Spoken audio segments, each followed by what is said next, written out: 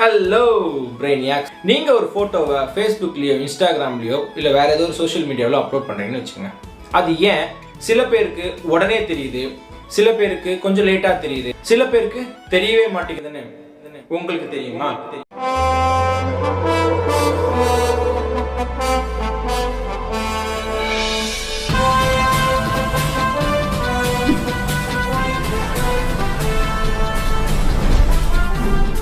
இது இன்டர்நெட்டோட ஸ்பீட் பிரச்சனை இல்லை, ஃபேஸ்புக்கோட பிரச்சனையும் இல்லை, இன்ஸ்டாகிராமோட பிரச்சனையும் இல்லை.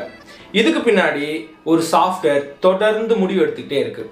இன்னைக்கு அந்த சாஃப்ட்வேர் எப்படி வேலை செய்யுதுன்னு தெரிஞ்சுக்கலாமா? முதல்ல சாஃப்ட்வேர்னா என்ன? இன்ஸ்டாகிராம், ஃபேஸ்புக், யூடியூப், லிங்க்டின் இது எல்லாமே ஒரு சாஃப்ட்வேர் தான். ஆனா இது சாதாரண சாஃப்ட்வேர் இல்லை. கோடிக்கணக்கான மக்களை கனெக்ட் பண்ணி அவங்க கிட்ட தேவையான கண்டென்ட் எடுத்துட்டு போய் சேர்க்கிற சாஃப்ட்வேர்ஸ். சரி, அது எப்படி வேலை செய்யுது? நீங்க ஒரு போட்டோவை அப்லோட் பண்றீங்கன்னு வச்சுக்கலாம். அப்லோட் பட்டனை ப்ரெஸ் பண்றீங்க, போட்டோ அப்லோட் ஆகுது. அது உடனே நம்ம ஃப்ரெண்டு ஃபோனுக்கு போயிடாது. முதல்ல அந்த கண்டென்ட்டும் அந்த கண்டென்ட்டுக்கு தேவையான தகவல்களும் அந்த சாஃப்ட்வேரோட சர்வர் இன்ஃப்ராஸ்ட்ரக்சருக்கு தான் போகும். அங்க போன உடனே அது ஒரு முக்கியமான வேலையை ஆரம்பிக்கும். இந்த போஸ்ட்டை யாருக்கு காட்டலாம், யாருக்கு லேட்டா காட்டலாம், யாருக்கு காட்டவே கூடாது. இங்கதான் ஒரு முக்கியமான ஒரு வார்த்தை, அல்காரிதம். ஆமா, அல்காரிதம்னா என்ன? ரொம்ப சிம்பிளா சொல்லணும்னா, ஒரு சாஃப்ட்வேர் எந்த சிச்சுவேஷன்ல என்ன முடிவு எடுக்கணும்னு சொல்லி கொடுக்குற ஒரு ரூல்ஸோட ஒரு தொகுப்பு தான் அல்காரிதம். உதாரணத்துக்கு, நம்ம சின்ன வயசுல வீட்டுல நீ ஃபர்ஸ்ட் ஹோம்ஒர்க் முடி, அதுக்கப்புறம் டிவி பாருன்னு சொல்லுவாங்க இல்லையா? இது ஒரு ரூல். இதே மாதிரி ஒரு சாஃப்ட்வேருக்கு இந்த மாதிரி நடந்தா இந்த மாதிரி டிசிஷன் எடு, அந்த மாதிரி நடந்தா அந்த மாதிரி டிசிஷன் எடு அப்படின்னு சொல்லிட்டு ஒரு ரூல்ஸ் இருக்கும். இதுதான் அல்காரிதம். இப்போ நீங்க அப்லோட் பண்ணின போட்டோவை உலகத்துல இருக்க எல்லாருக்கும் உடனே காட்டிடாது. உதாரணத்துக்கு, கொஞ்சம் பேருக்கு மட்டும் முதல்ல காட்டுறதா வச்சுக்கலாம், ஒரு 10 பேருக்கு காட்டுறதா வச்சுக்கலாம். அந்த 10 பேர் அந்த கண்டென்ட் எப்படி பாக்குறாங்க, எப்படி ரியாக்ட் பண்றாங்க, எவ்வளவு நேரம் அதை பாக்குறாங்க, இப்படி பல விஷயங்களை பொறுத்து அந்த கண்டென்ட்டை நிறைய பேருக்கு காட்டலாமா வேணாமாங்கிறத பிளாட்ஃபார்மோட ரெக்கமெண்டேஷன் சிஸ்டம் தொடர்ந்து முடிவு எடுத்துக்கிட்டே இருக்கும். இன்னொரு இன்ட்ரெஸ்டிங்கான விஷயம், நீங்க தினமும் ஒருத்தரோட கண்டென்ட்டை பாக்குறீங்க, லைக் பண்றீங்க, கமெண்ட் பண்றீங்க, ஷேர் பண்றீங்க, அவங்களோட ப்ரொஃபைல் அடிக்கடி ஓப்பன் பண்ணி பாக்குறீங்கன்னு வச்சுக்கலாம். இப்படி தொடர்ந்து இன்ட்ராக்ஷன் இருந்துட்டே இருந்துச்சுன்னா பிளாட்ஃபார்முக்கு ஒரு விஷயம் புரியும். இந்த பர்சனுக்கு இந்த கிரியேட்டரோட கண்டென்ட் இன்ட்ரெஸ்டிங்கா இருக்கலாம், அதனால அவர் போடுற அடுத்த கண்டென்ட்டை உங்களுக்கு காட்டுறதுக்கான அதிக வாய்ப்புகளை இந்த பிளாட்ஃபார்ம் உருவாக்கும். அப்போ ஒரு கண்டென்ட் எப்படி வைரல் ஆகுது? இதையும் சிம்பிளா பார்க்கலாம். முதல்ல அந்த கண்டென்ட்டை கொஞ்சம் பேர் பார்க்கறதா நினைச்சுக்கலாம்.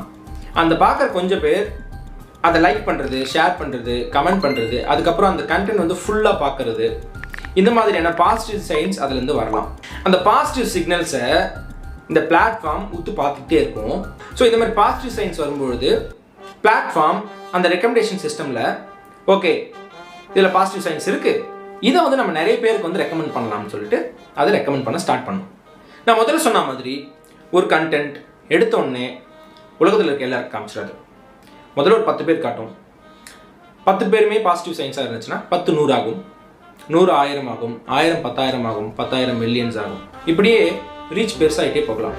ஆனால் அந்த கண்டென்ட்டை ஃபஸ்ட் ஒரு 10 பேர் காட்டுறாங்கன்னு சொன்னேன் இல்லையா, அவங்களுக்கே அது பிடிக்கல, அவங்களோட அந்த இன்ட்ராக்ஷன் லெவல் வந்து அந்த சிக்னல் பாசிட்டிவ் சிக்னல்ஸ் கம்மியாக இருக்குது அப்படின்னா அப்படியே அந்த ரெக்கமெண்டிங்கை வந்து ஆட்டோமேட்டிக்காக கம்மி பண்ணிடும். அதனால் ஒரு கண்டென்ட்டுக்கு கிடைக்கிற ஆடியன்ஸோட ரெஸ்பான்ஸ் ரொம்ப முக்கியம். ஜஸ்ட் லைக் தட் எந்த ஒரு கண்டென்ட்டும் வைரல் ஆகிறது, உங்களால் மட்டும்தான் அது வைரல் ஆக்க முடியும். ஸோ சோஷியல் மீடியாவில் சக்ஸஸ் ஆகணும்னா அல்காரிதமை ஏமாற்ற வேண்டிய தேவையே இல்லை, அது முடியவும் முடியாது. மக்களுக்கு பிடிக்கிற கண்டென்ட்டை அவங்களுக்கு பிடிச்ச மாதிரி கிரியேட் பண்ணாலே போதும். ஏன்னா அல்காரிதமுக்கு நீங்கள் ஒரு கண்டென்ட் அப்லோட் பண்ணுறீங்க அப்படிங்கிறது மட்டும் முக்கியம் இல்லை, அது மக்களுக்கு எந்த அளவுக்கு யூஸ்ஃபுல்லாக இருக்குது, மக்கள் எந்த அளவுக்கு அதை வந்து சக்ஸஸ்ஃபுல்லாக ரெஸ்பான்ஸ் பண்ணுறாங்க அப்படிங்கிறதும் ரொம்ப முக்கியம். இன்னும் உங்களுக்கு சில கேள்வி இருக்கலாம். லைக், கமெண்ட், ஷேர், ஹேஷ்டேக் இதெல்லாம் அந்த ரெக்கமெண்டேஷன் சிஸ்டத்துக்கு அப்படி என்னதை தான் சொல்லுதுன்னு வாங்க அதை அடுத்த வீடியோவில் பார்க்கலாம். இந்த மாதிரி டெக்னிக்கல் வீடியோஸ்க்கு பியாண்ட் அவர் பிரெயின்ஸை சப்ஸ்கிரைப் பண்ணிக்கோங்க அண்ட் இந்த வீடியோக்கு லைக் அண்ட் ஷேர் பண்ணுங்கள். நன்றி, வணக்கம்.